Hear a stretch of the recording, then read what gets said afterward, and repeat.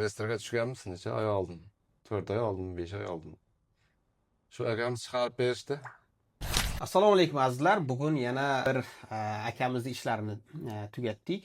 Shu haqida video olamiz. Akamiz reyestrga tushib qolgandilar. Reyestrga tushganliklarining sababi demak migratsion kartalarida familiyalar noto'g'ri yozilganligi.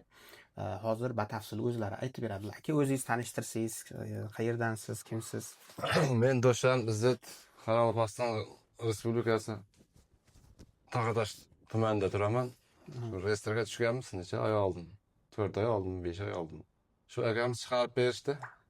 Qanday bo'ldi sizni migratsion kartangizga xato yozishdi? E'tibor qilmagansiz o'sha paytda? Yo'q, e'tibor qilmaganman. Demak, sizni familiyangiz Doshchanov, ular Doshanov deb yozishgan. Demak, azizlar, bu kishiga o'sha migratsion kartalar idarasiga kirib kelayotgancha Doshchanov emas, Doshanov deb yozgan. O'sha migratsion karta bilan borib patent olganlar, ishga joylashganlar, hech qayerda muammo bo'lmagan. Lekin reyestrga tushib qolganlar oradan 3 oy o'tib va bizga murojaat qildilar. Xuddi shunday muammo bo'lyapti-da. Biz bir necha bor MVDdan iltimos qildik bu xatolikni to'g'rilab akamizni reyestrdan chiqarishga. Afsuski MVD bu xatoni to'g'irlashni xohlashmadi va biz majbur bo'ldik prokuraturaga MVDning ustidan shikoyat qilishga va prokuraturaga shikoyat qilganimizdan keyin akamizni o'sha MVD bazalaridagi xatoliklarni to'g'irlab familiyalarini reyestrdan chiqarib berishdi.